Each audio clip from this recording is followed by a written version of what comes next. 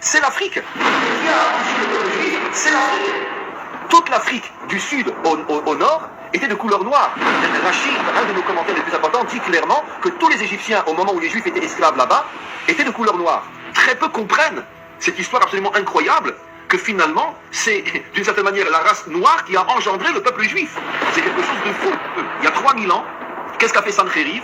Il a voulu détruire les grandes puissances. Et l'une des grandes puissances était l'Égypte. L'Égypte était habitée uniquement par des personnes de couleur noire. Encore une fois, quand Jacob est descendu avec sa famille en Égypte, et quand le peuple juif est né à partir de l'Égypte, c'était tous des noirs là-bas. Nos commentaires disent que le peuple juif est né à partir d'une matrice qui était l'Afrique. L'Afrique dans le sens que les habitants de l'Égypte, Pharaon était noir. Pharaon était noir. Pharaon était noir. Et tous les habitants de l'Égypte à l'époque où Israël s'est retrouvé là-bas et est né à partir de cet endroit, tous, dans leur grande majorité, étaient des noirs. Et c'est quelque chose de fou, c'est quelque chose d'absolument incroyable, surtout que nos maîtres comparent, encore une fois je me répète, parce que c'est tellement important, nos maîtres comparent la sortie d'Égypte à la sortie d'un enfant du ventre de sa mère. C'est comme si d'une certaine manière l'Égypte noire de l'époque était la mère qui avait enfanté le peuple juif.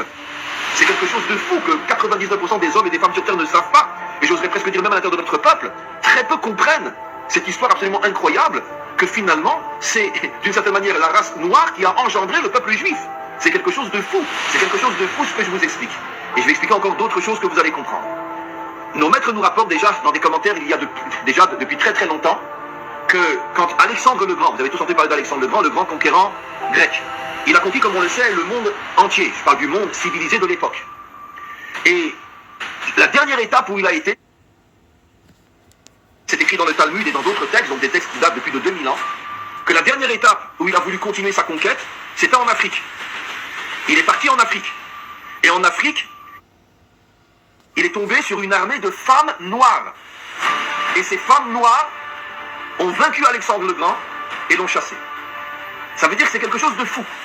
Alexandre le Grand, le plus grand conquérant de l'histoire pratiquement humaine, s'en va en Afrique, il tombe sur une armée de femmes et il est repoussé par cette armée de femmes.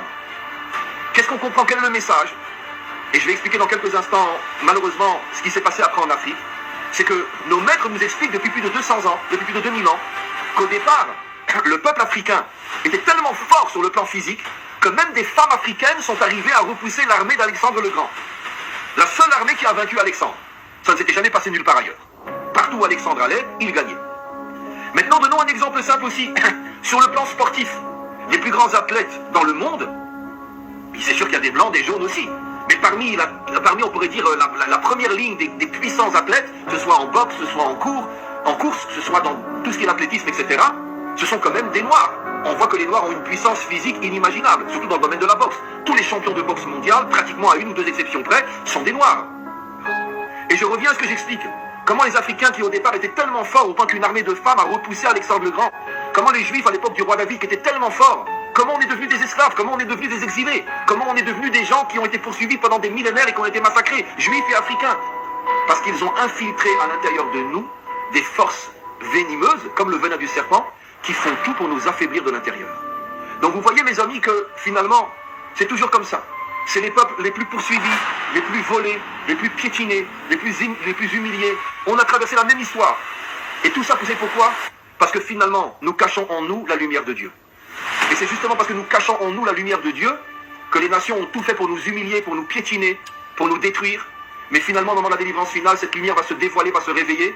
Et c'est Israël et les Africains qui seront au-dessus de toutes les nations.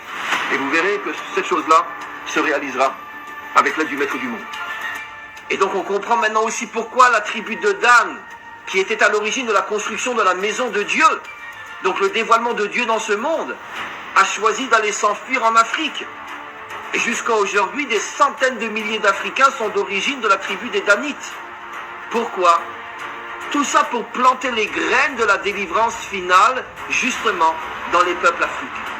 Clémence a révélé quelque chose d'absolument incroyable, auquel moi-même, je n'ai jamais pensé à ça. Elle nous a fait remarquer qu'effectivement, Dan, qui s'est réfugié en Afrique et qui a, après, donné naissance à des centaines de milliers d'Africains qui ont une étincelle juive au départ,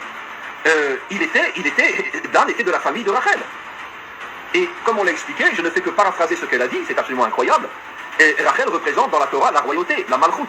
Et c'est ce que j'ai expliqué dans l'un de mes premiers cours, que vous savez que chaque qualité correspond à une couleur, et nos maîtres disent depuis des millénaires que le noir est la couleur de la malchoute. C'est pour ça que j'ai expliqué que l'Afrique avait un lien énorme avec la Malchoute, c'est-à-dire le dévoilement de la royauté de Dieu dans ce monde. C'est quoi la Malchoute? C'est le dévoilement de la royauté de Dieu. Et comme justement la couleur noire est d'après nos maîtres depuis des millénaires la couleur qui symbolise le dévoilement de la royauté de Dieu, de là on comprend ce que j'avais dit dans mes cours, que l'Afrique a un rôle extrêmement important dans le dévoilement de Dieu comme roi de ce monde, mais vous avez maintenant rajouté quelque chose d'absolument incroyable, c'est que effectivement Dan est lié à Rachel. Donc Dan est d'une certaine manière le produit de Rachel, et Dan va se retrouver en Afrique et va d'une certaine manière faire rentrer la Torah dans le peuple africain. Comme pour lui faire comprendre que d'après la Torah, la source de l'Afrique est liée à Rachel. Et je le dis avec la plus grande sincérité, soyez fiers d'être noirs, soyez fiers d'avoir la couleur que vous avez, parce que cette couleur qui est inscrite sur votre peau témoigne du fait que vous avez été choisi par le maître du monde pour dévoiler sa royauté dans le monde, comme je l'ai expliqué, puisque le noir est la couleur de la royauté d'Hachem. Donc, arrêtez d'être meurtris ou d'être humiliés par tous ces racistes qui vous considèrent comme je ne sais quoi, comme ils considèrent les juifs d'ailleurs, et dites-vous, c'est le contraire. C'est justement parce que je suis un roi que tu veux faire de moi un esclave. Mais un jour viendra où vous comprendrez, vous les autres peuples, quelle est notre mission, quelle est notre